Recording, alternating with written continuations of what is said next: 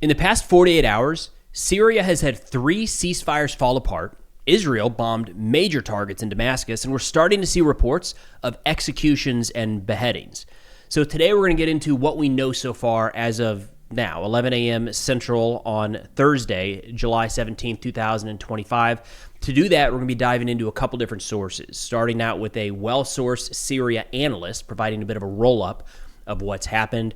We've got official statements from Syrian and Israeli government officials, as well as some comments from Druze senior leaders. Now, starting out, I thought it would be worthwhile to take a look at a map to give folks an idea of exactly where it is we're talking about. This map here is Live UA Map. It's a publicly available resource. We've got Syria in the middle of the screen here. The yellow area is the Kurdish-controlled areas, SDF and so on in the northeast. The green is the rest of Syria, currently under the control of the al-Shara government. We do have some statements from Shara later in today's video. And for the focus today, we're going to be looking in the southwest. This area here, specifically the al-Suwaida government, which isn't like a breakaway portion of Syria, technically. It is a part of Syria, so it's a little bit misleading how the color is different. But you know what? For the sake of today's video, because that's what we're talking about, it's actually kind of helpful that it stands out like this. A little to the northwest, we have Damascus. Further northwest, Lebanon. Directly west, we have the Golan Heights. And then southwest, and very important to today's video, Israel, as we have seen the IDF become increasingly more active in this little triangle area here between Golan, Damascus, and Suwaida. Now, to give an idea of where we're at now, I think it's worth understanding how we got here and kind of a quick run through of the series of events that led to what is today being reported as massacres and executions happening across southern Syria. Now, a quick note from Charles Lister, who's the analyst we're going to be using to start today's video. He put out a statement yesterday warning about disinformation, and my God, it is spreading fast. It seems to spread faster around anything with Syria than any other conflict. But he noted that just in a short 3-hour span yesterday, there were reports of a massacre in a hospital, claims of thousands of people being executed, including the carving out of hearts and the burning alive of dozens of women and children. At this point, all of those seem to be fictitious. So be careful with any information you're consuming around this conflict, to include anything that I mention here. I'm trying my absolute best to sift through all the noise and only present verified information, but I'm flawed. I'm going to miss some at times as well, so be sure to always double check the data. Now, starting with this roll-up here that I think was really well done by Charles Lister. We'll link his account and his Substack in the description below. He's worth a follow if you want to keep up to date on all things Syria. He says, late on July 11th, Bedouin gunmen ambushed a vegetable truck on the Damascus-Suwaida highway, beating the driver and stealing the truck and its contents. The next day, Druze gunmen kidnapped 8 Bedouins as retaliation, triggering Bedouin gunmen to kidnap 8 Druze in response. July 12th saw a flurry of tit-for-tat kidnappings amidst attempts by locals to negotiate a calm down. July 13th, negotiations broke down and armed conflict erupted in Suwaida between Bedouin clans and Druze militias. At this point, there were estimated to be around 30 people killed and as many as 100 injured in a short 24-hour time period. But as of this point, July 13th, you're still talking about local militia forces, clans fighting each other. It hasn't really escalated to where we are today. A major part of that escalation happened on July 14th, when the Syrian government, and depending who you ask, there are different causes and intents with each one of these moves. The Syrian government said that they deployed their military and interior ministry forces to enforce order and to put an end to the internal fighting.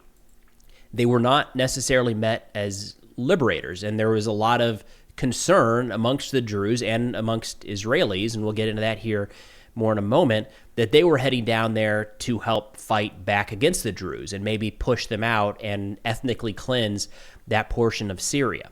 So as the Syrian government forces entered Suwaida, they were ambushed by a sect of Druze militiamen. 10 soldiers were rounded up, executed, and their pictures taken, kind of celebrating this event. 8 other soldiers were taken hostage, marched to a nearby village. At this point, they haven't been seen or heard from. Those 8 are believed dead. As this fighting was taking place, as Syrian military forces were moving south from Damascus towards Suwaida, is when Israel began targeting these military columns. We saw drone and airstrikes being carried out against armored vehicles, with Israel releasing a lot of this footage and talking to it, so we'll go over that here briefly. and then targeting the pickup trucks of Syrian Interior Ministry forces. Negotiations this whole time were continuing to proceed, but the fighting continued on to the 15th as Israeli airstrikes expanded. Midday on July 15th, a ceasefire was announced, but not for long. Barely 30 minutes later, one of the senior Druze clerics, Hikmat al-Haraji, rejected the ceasefire and ordered his men to get back to fighting. Right away, Israeli airstrikes continued. That breakdown on the 15th is when we first started to see widespread reports of extrajudicial killings, rape, torture, and the like being carried out in Suwaida, with some accusations that it was being carried out by Syrian government forces. We mentioned in yesterday's video that al-Shara put out a statement saying anybody who is committing any sort of crimes, no matter what organization or group they're a part of, will be held responsible. Nonetheless, does appear to be some footage showing what looked to be Syrian government officials taking part in some of these atrocities. Now, it's worth noting that a lot of the Druze fighting right now against Syria, from what we can tell, are part of the Suwaida Military Council, which is a relatively new group that was established just after Assad fell and whose leadership supposedly contains a couple members of Assad, a couple generals that served under the Assad regime. That also appears to be a group that has some ties with Israel. We've seen them in a couple places already as they're moving in to establish security, putting up flags, and it looks like it's the SMC. And some of these flags have the Star of David, and they're talking about coordination with Israel, although it's not clear if there was anything done to this point or if they just want the support of Israel to establish some sort of safe ground for them in southern Syria. The fighting continued into July 16th with intensifying Israeli strikes, but Syrian government forces continued to advance. At this point, just yesterday, we shared footage of this, we saw Israel began to hit targets in Damascus, including a pretty significant airstrike against the Syrian Defense Ministry, which as of now reportedly killed 3 people. I saw numbers as high as 700 Syrian government officials, including the troops and Interior Ministry forces, killed by Israeli airstrikes so far. That seems high given the footage that we've seen, but no doubt when looking at some of the strikes on these columns, everybody in some of these vehicles were certainly killed. And this airstrike on the Syrian Defense Ministry was not small. You know, it's 3 seems like a very low number for total casualties in that strike. Nonetheless, Israel also carried out strikes against the presidential palace in Damascus and military bases all across southern and western Syria. Then for a second time in 24 hours, it sounded like a ceasefire was reached until, Hikmat al-Haraji, the same guy, announced his rejection of the ceasefire that was agreed to by all of the other Druze leaders. Right now, it sounds like maybe the U.S. and Turkey have helped to broker some sort of ceasefire, but I wouldn't keep my hopes up. Charles Lister continued with an assessment earlier today where he says, since the U.S. and regionally mandated deal entered into force overnight, things have again turned ugly in Suwaida. Hikmat al-Haraji's military council and aligned militias have swept back into territory lost in previous days amid reports of the killing of Bedouins and displacement. He says the local Druze factions and elders that were expected to take security responsibility are nowhere to be seen. So we've got this military council making their way back in. He says overnight, the pre-existing lines of conflict have essentially been reset and intensified. It's early days, but grisly footage coming from Bedouin inhabited areas of Suwaida showing large-scale death of men, women, and children, and other videos showing Druze militiamen combing through and celebrating now empty Bedouin encampments. Things will likely escalate again. And this is one of the areas to be cautious when approaching any of this information. We're seeing a lot of very grainy but very graphic footage coming out of the fighting right now. Again, just be careful with it. It's not to say that some horrible things aren't happening, and there appear to be quite a number of atrocities happening in a couple different directions, no doubt. But for whatever reason, the disinformation coming out of Syria for the last few years has been intense. So, yes, bad things happening. No, not entirely clear who's carrying them out, to what degree, and the extent of those atrocities so far. Now, Syrian President Ahmed al-Shara put out a statement or gave a speech just overnight saying, quote, the Israeli entity has been seeking since the fall of the defunct regime, the Assad regime, to turn our land into a land of conflict and dismantle our people. He says Syria is not a testing ground for foreign conspiracies and the ambitions of others. We are the sons of this land and the most capable of overcoming the attempts of the Israeli entity to tear us apart. Building a new Syria requires us to focus on our country. The Syrian state intervened with all of its institutions to stop what happened in Suwaida from internal strife and succeeded in controlling security. Since the fall of the regime, Israel has been seeking to dismantle Syria. And we talked yesterday about how this is not really good for anyone except chaos actors that just thrive in insecurity and when states are not functioning, like Islamic State, possibly, especially in this portion of the region. But this is not a good setup for the Druze. They're being targeted by at least one, maybe more groups. It's not good for Syria because it shows that they don't have control over the entirety of their country, and it's going to take them a while to show that they are a legitimate ruling regime that actually controls the territory they say they do. And then I personally don't think this is good for Israel. They had the opportunity to try to start fresh with a new government in Syria after the many years of contentious relationships with Assad and his father.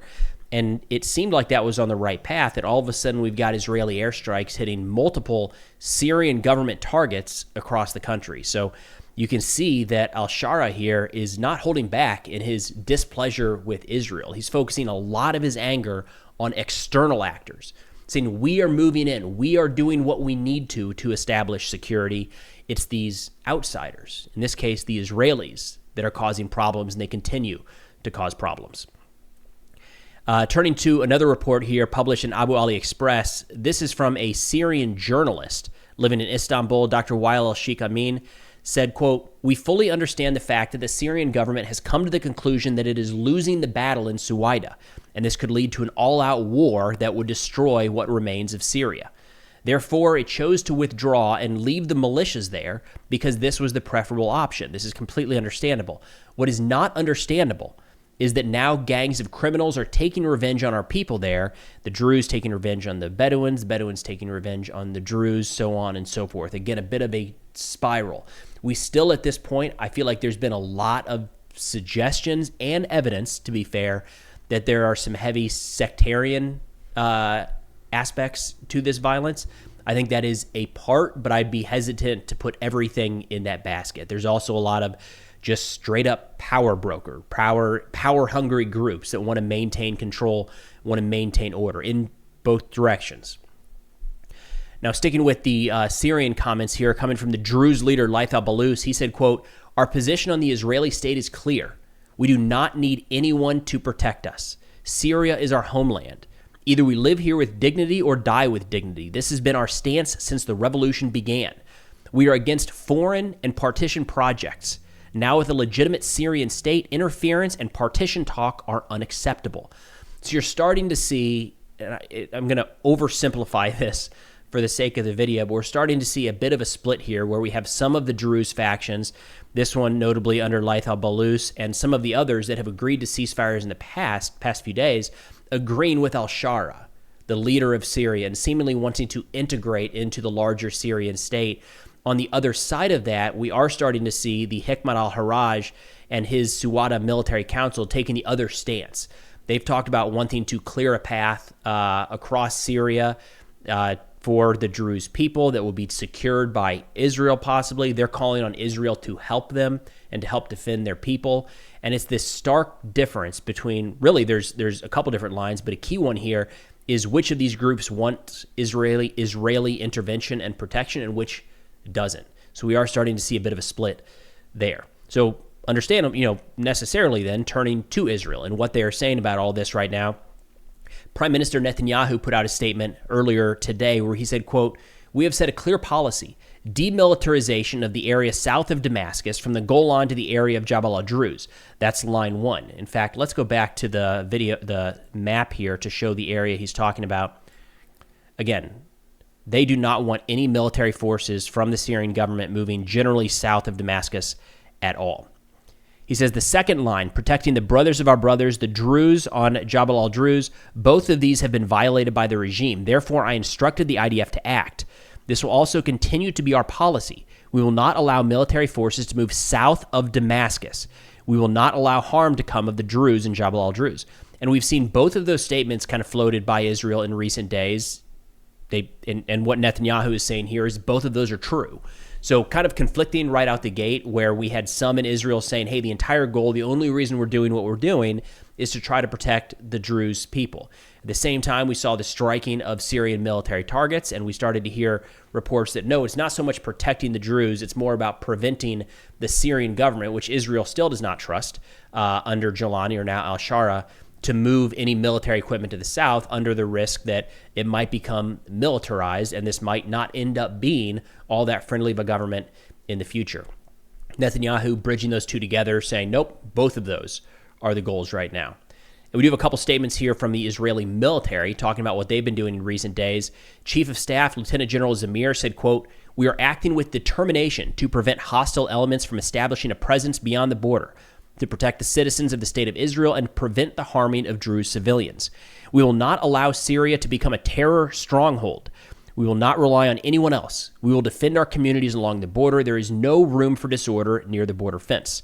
And the border fence, notably yesterday, we did see Israel start to push more troops along their border in the Golan, because there were Druze moving back and forth. It looks like a lot more moving into Syria from Israel than the other way around, but they seem to have overpowered. I'm not sure how much effort was put into stopping this flow, but it definitely looked chaotic. A lot of Druze crossing into Syria and seemingly taking pickup trucks, being picked up inside of Syria and driven over into Suwaida to take part in the defense of their brothers and sisters, their Druze brothers and sisters there. There were also some reports of some trying to come back in, maybe even trying to smuggle some weapons back into Israel. That seems small scale and kind of one-off reports at this time, but it's worth mentioning that as we saw some of the IDF vehicles moving in and around this area, there were a lot of videos of the Druze celebrating. Again, kind of this split of some want Israeli protection and kind of oversight in some of these areas. Others do not and are veering more towards becoming part of the larger, or continuing to be a part of the larger Syrian state. Moving back to the IDF, they say since yesterday, the IDF has been striking targets of the Syrian regime, most of them in the Suwaida area, and in recent hours also in Damascus. I appeal to you, our brothers, members of the Druze community. I am aware of your pain. Nevertheless, uphold the law and preserve your lives. We are committed to you and your security and are doing everything possible to support you. I've ordered a further reinforcement of intelligence and strike capabilities in order to increase the pace of strikes and halt the assaults against the Druze in Syria as needed. In recent hours, several armored vehicles loaded with heavy machine guns and weapons that were on their way to al-Suwaida area in southern Syria were struck. Additionally, firing posts, weapon storage facilities, and additional Syrian regime military targets in southern Syria were hit. And then the Associated Press reported that an Israeli military official who spoke on the condition of anonymity said that the IDF was preparing multiple scenarios and that a brigade, normally comprising thousands of soldiers, was possibly being pulled out of Gaza and sent to the Golan Heights. So big picture, I think what we can say definitively at this point is that the fighting has not stopped. Myself, and I know many others, are holding our breath that it does wind down, and who knows, maybe the U.S.-Turkish brokered ceasefire has more staying power than those in the past, and the Druze and the Bedouins and the Syrians and the Israelis can all talk this through rather than continue the killing. But nonetheless, it does look like we're starting to see more and more of a split here between the Druze that want to remain apart and kind of join the al-Shara Syrian government, and those that are looking more towards Israel, maybe forming closer ties, having some degree of autonomy, and asking for support and protection from Israel, big picture. But that's all we got for now. Thanks for watching, and I'll see y'all next time.